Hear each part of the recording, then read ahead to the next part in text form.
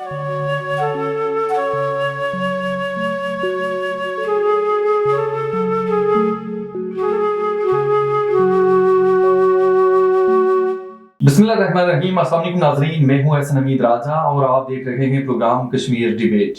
नाज़रीन, आज हमारे जो मेहमान हैं प्रोफेसर डॉक्टर नज़ीर हुसैन आईआर के प्रोफेसर हैं। हम इनसे जानेंगे बिन-अक़वामी सतह पर कश्मीर इशू को कैसे टैकल किया जा सकता है। दूसरे हमारे मेहमान हैं मुर्तज़ा दुरानी, सीनियर सहाफ़ी हैं और साबिक़ मुशीर इत्तलाआत हैं आज़ाद कश्मीर से।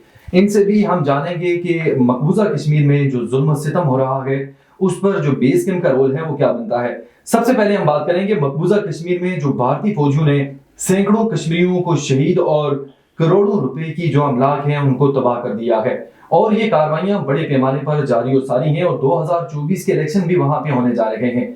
इस हवाले से सबसे पहले मुर्तज़ा दुरानी साहब मैं आपसे पूछूंगा कि वहां की जो सिचुएशन है उसे कैसे देखते हैं और खास करके जो इलेक्शन होने जा रहे हैं इसमें कोई बड़े पैमाने पर आपकी नजर में कोई चेंज होने जा रहा है। अगर मोदी के अलावा जो फासिस्ट का नजरिया लेकर मोदी हुकूमत चल रही है, दूसरी कोई जमात अगर वहां पे इक़्तिदार में आ जाती है जैसे कांग्रेस है, तो क्या मकबूजा कश्मीर के जो निहत्ते मुसलमान हैं उनके लिए पॉलिसी चेंज होगी या नहीं?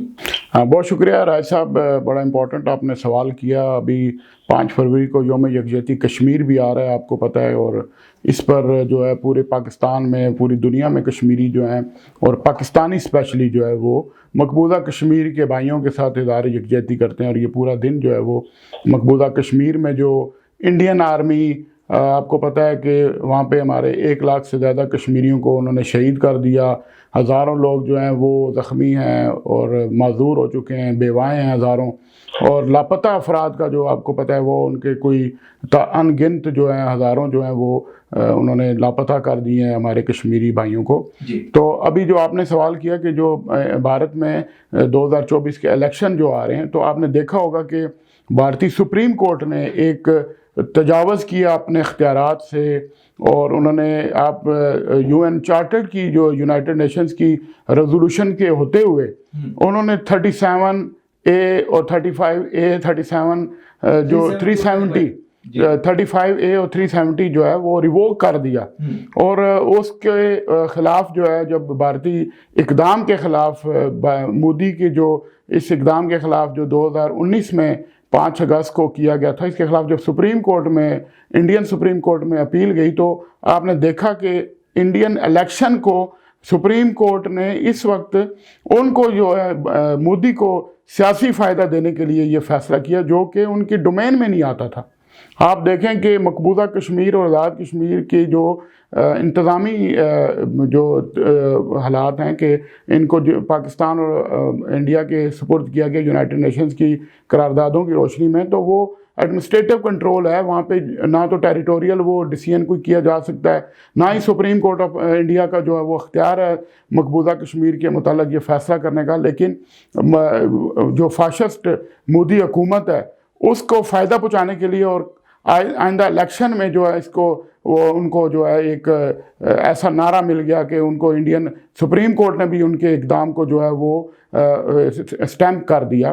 तो इस चीज़ का फ़ायदा पहुंचाने के लिए आप देखें उन्होंने अपने इख्तियारात और अपने डोमेन से भी तजावज़ किया, जिसको पाकिस्तान ने, मकबूजा कश्मीर के अवाम ने, पाकिस्तानी अवाम ने, आज़ाद कश्मीर के अवाम ने सरासर मुस्तरद कर दिया।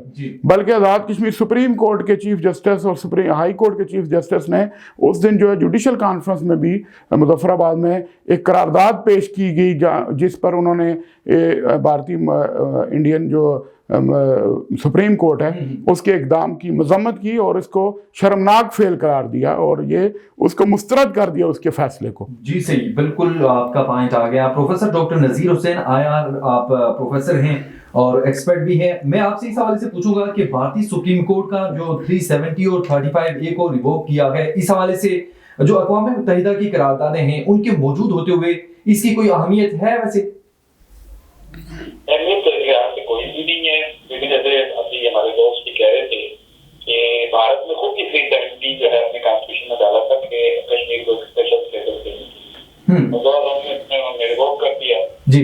भारतीय सुप्रीम कोर्ट का जो ये एग्जाम है ये तो आना था, हम तो इसको एक्सपेक्ट कर रहे थे, लेकिन ये अनकॉन्स्टिट्यूशनल है। तो प्रोविजन ये है कि जो स्टेट लेजिस्लेटिव असेंबली है वो जब तक कोई चेंजेस नहीं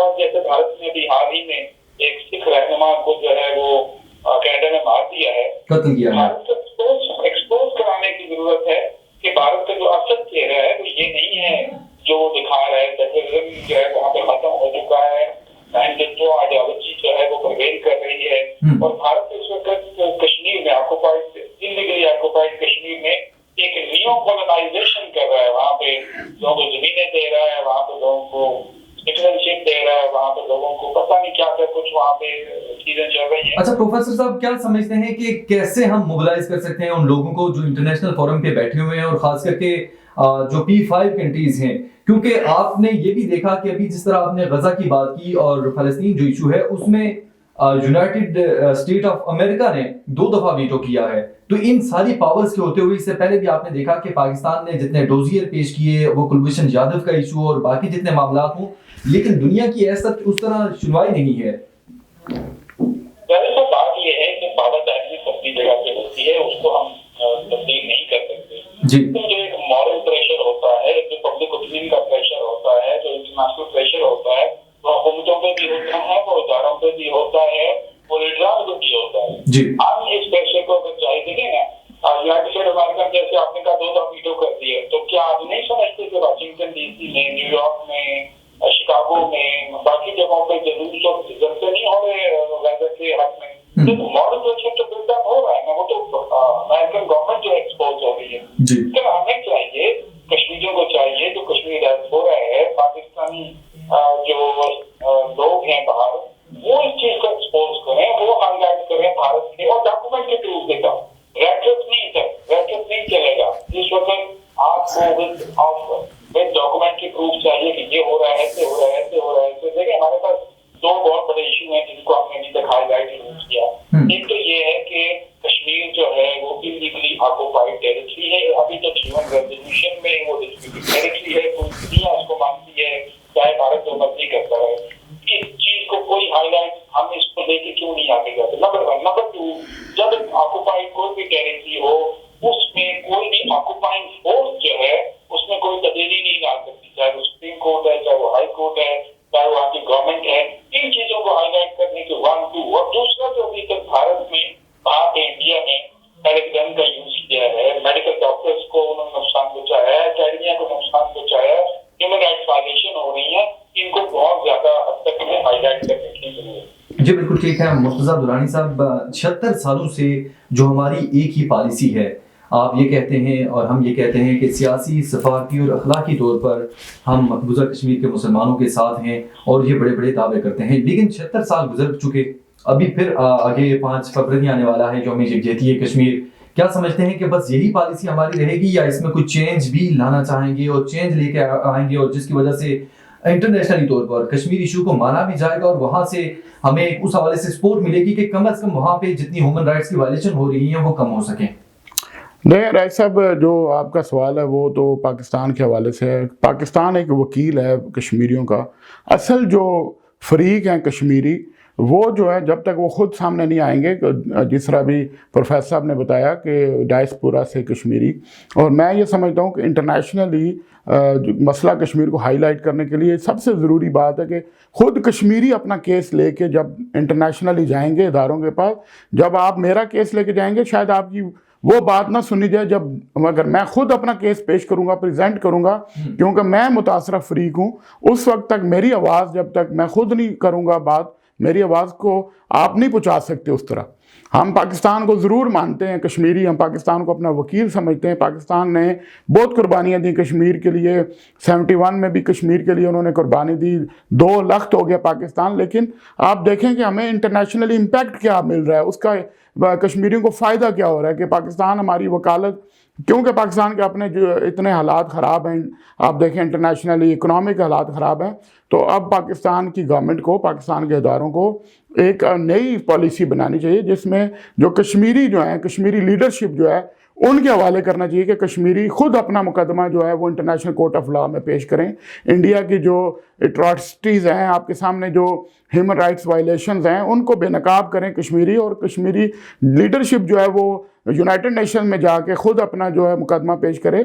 मेरा ख्याल है इसके अलावा अब कोई चारा नहीं रहा कि आपका खुद जो है मुकदमा आप खुद ना पेश करें तो दूसरा आपका वकील, शायद यहाँ पे तो यही बात है कि वकील जो सुस्त और मुदई चुस्त वाली बात हो जाएगी। तो मेरा ख्याल है कि हमें अब नई पॉलिसी बनानी होगी और पाकिस्तान को भी इन हालात में इन कश्मीरियों की जो इखलाकी हमायत है वो जारी रखनी के लिए ज़रूरी है कि कश्मीरियों को आगे करें फ्रंट फुट पे और कश्मीरी खुद अपना पेश करें मुकदमा। अच्छा, क्या समझते हैं कि एज अ बेस कैंप के तौर पर जो कश्मीरी अभी तक रोल दे रहे हैं, क्या वो इनफ है या इससे बढ़कर कुछ करना चाहिए? देखें, बेस कैंप का तो रोल सिर्फ इतना ही था कि यहाँ पे हमने एक इंतज़ामी तौर पर एक हुकूमत कायम की 47-48 में, और उसका एक रोल था कि यहाँ से हमने आगे बढ़ना है, श्रीनगर की तरफ बढ़ना है, और यही हुकूमत है यहाँ पे। क्योंकि सीज़ फायर हो गया, यूनाइटेड नेशंस की जो अपील पर वहाँ पे यूनाइटेड नेशंस की रेजोल्यूशंस पास होगी, तो अब बेस कैंप का तो रोल यही है कि यहाँ से कश्मीरियों को इंटरनेशनली जो है वो जितनी सपोर्ट दे सकते हैं, क्योंकि मकबूजा कश्मीर की लीडरशिप जो है उसको भारतीय जो हुकूमत है उन्होंने तो ना पासपोर्ट दिए हुए हैं, ना ही उनको इंटरनेशनली जो है ट्रैवलिंग की इजाज़त है। तो आज़ाद कश्मीर जो बेस कैंप है, यहाँ से जो लीडरशिप है वो जा सकती है, वो they are free to travel to abroad, वो जा सकते हैं, वो जाके अपना मुकदमा पेश कर सकते हैं। इसलिए जो बेस कैंप की हुकूमत है इसका बड़ा इंपॉर्टेंट रोल है इस वक्त, और कश्मीर के मसले को हाईलाइट करने की ज़रूरत है। जिस तरह प्रोफेसर साहब ने कहा कि गाज़ा की जिस तरह इंटरनेशनलाइज हो गया गाज़ा का इशू, इसी तरह कश्मीर का इशू भी जो है हाईलाइट होना चाहिए। कनाडा के अंदर हुआ, उसके बाद अमेरिका को वहां पर भी उन्होंने कत्ल करना चाहा, लेकिन वो पहले ही चीजें एक्सपोज हो गई। इसी तरह अगर पूरे खित्ते के अंदर देखें, मालदीव को बहुत बड़ी प्रॉब्लम है इंडिया से, वो उनकी फौज जो वहां पे जो मौजूद है उसे वहां पे बाहर निकालने के लिए 15 मार्च की वहां पे जो सदर आए हैं नए, उन्होंने डेडलाइन दी है। तो तमाम तर चीजें दुनिया के सामने हैं, लेकिन प्रोफेसर साहब उसके बावजूद दुनिया जो है उस पर इकदाम कुछ नहीं उठा रही, और सिर्फ कहने की हद तक ही है, बाकी अगर प्रैक्टिकली देखा जाए तो कुछ नहीं हो रहा। तो इस हवाले से क्या कहेंगे कि आखिर क्या पॉलिसी है और हमें इस दौरान क्या करना होगा कि इंडिया को प्रॉपर तौर पर एक्सपोज किया जा सके? देखिए, बड़ी बातें हैं जो कहीं भी जा सकती हैं और कहीं भी जा सकती हैं, लेकिन दो इश्यूज मैं हाईलाइट करना चाहता हूँ आपके सवाल के जवाब में। एक तो ये देखें कि भारत में जो खित्ते में जो पॉलिसी बनाई हुई है, अभी देखें मालदीव ने एक बहुत बड़ा मालदीव फॉरवर्ड किया है, उन्होंने एंटी इंडिया जो स्लोगन है उस पर अपने इलेक्शन विन किए, और जैसे आपने कोई इंडिया की बात की है वहां पे ये हो गया। अब देखिए बांग्लादेश में उन्होंने क्या किया, क्योंकि जबरदस्त तरीके से उन्होंने इलेक्शन को मैनिपुलेट किया है ताकि अपोजिशन को वहां पे रोल ना अदा कर सकते और उनमें प्रो इंडिया गवर्नमेंट को फिर इंस्टॉल कर। तो सबसे बड़ी बात ये है कि आपने देखा है कि भारत के साथ दुनिया में एक और अगर हिंदू रियासत है वो तो नेपाल है। भारत के नेपाल के साथ ताल्लुकात ठीक नहीं है, वहां पे वो इंटरफेरेंस कर रहे हैं। तो ये चीजें एक्सपोज करने की जरूरत है। 1, 2 आप ये देखेंगे, आपने बड़ा अच्छा सवाल किया है अपने स्वामी साहब से कि आप पाकिस्तान को इखलाकी सफारती इन चीजों से बाहर निकल के कुछ अमली इकदाम करने पड़ेंगे। जब तक हम अपनी अमली इकदाम नहीं करेंगे ये चीजें सामने नहीं आएंगी। और मैं आपको बार बार कह रहा हूँ, हम तो इंटरनेशनल ट्रैवल करते रहते हैं, वहां पे लोग एक हकीकत सुनना चाहते हैं रेटरिक से और प्रोपेगेंडा से हटकर। जब तक हम वो चीजें नहीं लेके आगे जाएंगे दुनिया हमारी बात नहीं सुनेगी। 1, 2, 3 सही। क्या ये बेस कैंप था, आजाद कश्मीर बेस कैंप था, लेकिन क्या आजाद कश्मीर ने अपनी तमाम जिम्मेदारियां पूरी की हैं? माफी चाहता हूँ, आप नाराज बेशक हों, लेकिन मैं खुल के बात करने का आदी हूँ कि आजाद कश्मीर में अपनी इंटरनल डायनेमिक्स इतनी खतरनाक हो जाती है कि हम कश्मीर के मौजूदा तवज्जो नहीं दे पाते। हर आए दिन जो गवर्नमेंट चेंज हो जाती है, मैनिपुलेशन हो रही है। नहीं प्रोफेसर साहब, आपकी नजर में ये सारी चीजें वहां पे क्यों चेंज होती हैं? आपको क्या लगता है वैसे, और क्यों जो बेस कैंप है वो प्रॉपर रोल नहीं ले सकता? क्या उसे वो इख्तियारात नहीं दिए जाते? क्योंकि जो साबिक मशीर इत्तलात हैं वो भी हमारे साथ मौजूद हैं, उनसे भी इस हवाले से जानूंगा मैं। लेकिन आपसे ये पूछना चाहता हूँ कि आप क्या मॉनिटर कर रहे हैं कि रीजंस क्या हैं इसके? देखिए, कश्मीर का जो हिस्सा है, चाहे वो आजाद कश्मीर है चाहे वो ऑक्युपाइड कश्मीर है, उसकी इंडिपेंडेंट हैसियत है, वहाँ पे इंडिपेंडेंट पॉलिसीज होनी चाहिए, वहाँ पे इंडिपेंडेंट एक अप्रोच होनी चाहिए जो कश्मीर के काज को आगे लेके आगे चले। ठीक है, 47-48 में वहाँ की लोगों ने, वहाँ की पॉलिटिकल पार्टी ने पाकिस्तान से इलाहा किया। इलाहा का मतलब ये नहीं है कि सारी की सारी पॉलिसियां वही चलें और वही कंट्रोल मेरा मकसद ये कहने का है कि जहाँ वहाँ की जो ठीक है आपस में आपके इख्तिलाफात भी होंगे, सियासी भी होंगे, बहुत भी होंगे, लेकिन क्या कश्मीर के मामलात में तमाम पार्टियां एक जहाँ नहीं है? अभी आपने सवाल पूछा दुरानी साहब से कि क्या बीजेपी में और कांग्रेस में कश्मीर की पॉलिसी में कोई इख्तिलाफ है? कोई इख्तिलाफ नहीं है जी, ऐसे ही यस, बीजेपी खुद के सामने आ जाती है, भारत सेकुलर जो दूसरी कांग्रेस है वो सेकुलरिज्म का दरवाजा उड़ के आगे जाती है। हमारी कश्मीरी की आदत जो आजाद कश्मीर में मौजूद है, चाहे किसी भी पॉलिटिकल पार्टी से हो, वो एक रवैया क्यों नहीं अख्तियार करते? वो क्यों अलग स्टेटमेंट देते हैं? वो क्यों डिफरेंट चीजों को लेके आगे करते हैं? और तो सबसे बड़ा रोना आपके सामने रो रहा हूँ क्योंकि मैंने खुद देखा, दुखता भी है कि जब आप बाहर जाते हैं, डायस्पोरा से बात करते हैं, बरतानिया में, यूरोप में, अमेरिका में, वहाँ हमारा डायस्पोरा कश्मीर के लिए काम कम करता है, पॉलिटिकल पार्टी के लिए ज्यादा काम करता है। ये भारत को भी सूट कर रहा है, ये तो सबको सूट कर रहा है, क्योंकि अच्छा ठीक है कि मुख्तलिफ पार्टियों में बटे हुए हैं, इनकी यूनिफाइड आवाज नहीं है। सर देखें, दुनिया में आपको पता है, अमेरिका से देखते हैं कि लॉबिंग होती है, आपको लॉबिंग के लिए तैयार करना पड़ता है। हमारी इस वक्त कश्मीर की कितनी ऑर्गेनाइजेशन है जो हुकूमत की सरपरस्ती के बगैर काम कर रही है, उनको लोग सुनते भी हैं, उनके काम को देखते भी हैं, जी लेके जाते हैं, डॉक्यूमेंट्री प्रूफ लेके जाते हैं। तो लिहाजा कश्मीर बेस को जो आजाद कश्मीर है, इसको एक यूनिफाइड अप्रोच दे के आगे जाना पड़ेगा और एक यूनिफाइड मैसेज देना पड़ेगा। जब तक आप वो नहीं करेंगे, आपका दबाव दुनिया में नहीं एस्टैब्लिश हो सकता। सही, बिल्कुल ठीक है, आपका पॉइंट आ गया। मुर्तज़ा दुरानी साहब, बात आपने सुनी प्रोफेसर डॉक्टर नज़ीर हुसैन साहब की, जिस तरह उन्होंने बात की कि हम इंटरनेशनल जो डायस्पोरा है उससे भी उस तरह ऑन नहीं कर सके, और इसमें जो बेस कैंप का रोल है आपके सामने तमाम तर सिचुएशन है, क्योंकि आप साबिक मुशीर इत्तलात भी रह चुके हैं आज़ाद कश्मीर में, तो क्या समझते हैं कि वहाँ पे फुली राइट्स हैं? क्या आप इंटरनेशनली तौर पर जाकर कश्मीरी इशू को रेज कर सकते हैं? क्या वहाँ से डेलीगेशन जाते हैं या नहीं? नहीं, डेलीगेशन तो हर साल जाते हैं। आपने देखा कि मकबूजा कश्मीर के भी वहाँ पे नुमाइंदे आते रहे हैं कुछ अर्सा पहले।